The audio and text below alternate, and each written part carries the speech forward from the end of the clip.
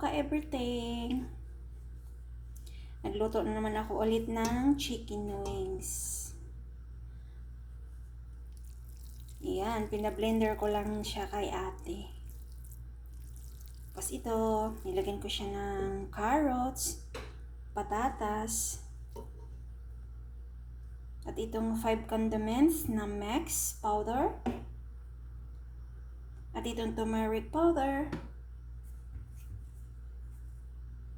at magic sarap, kunting asin, at kunting soy sauce. Parang mas masarap. Pangpalasa kasi ang soy sauce. Yan. Pagkatapos nito, ilagay ko lang siya sa plastic, tapos ilagay sa freezer. Para pag anytime na gusto kong magluto, so kukuha lang ako sa freezer. Mahilig kasi ako magluto mga ka-everything, mas lalo sa mga bula-bula, sa saniya. Kasi ito siya, marami kasi ito siyang kagamitan pag gusto mo.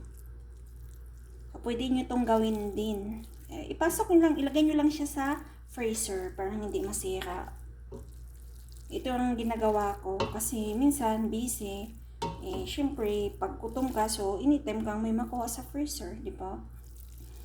Yummy siya. So, sarapan nyo lang pagluto para di siya masisira. O, di ba? Yummy mga ka-everything. Tatong plato lang to siya ng pakpak ng chicken. Kaya yummy. Mga ka-everything, salamat sa pag-watch sa aking video at saka susuportan nyo. Sa ngayon, di lang ako masyadong makapag-reply sa mga comments nyo kasi nasobra sa busy. Minsan, pag hindi naman ako busy, dalawin ko naman yung mga bahay nyo at makipag-engage din ako. Kasi siguro namumula yung dashboard ko kasi nga, hindi ako masyadong active sa ngayon. Pero pag hindi ako busy, so maging active naman din ako ulit. Pero salamat pa rin sa suporta nyo kasi syempre pag nagpost ako minsan, andyan pa rin kayo nagko-comment. Yan ang totoong kaibigan sa Facebook, organic. Salamat sa inyo.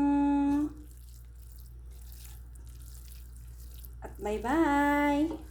Salamat sa pag-watch sa aking video nga luto-luto ng pagkain. Kay lami kayo ang pagkain, kinahanglang busog kaayo sige ang tiyan para masarap ang tulog. Saksak Bisaya Tagalog na. Bye. Mwah.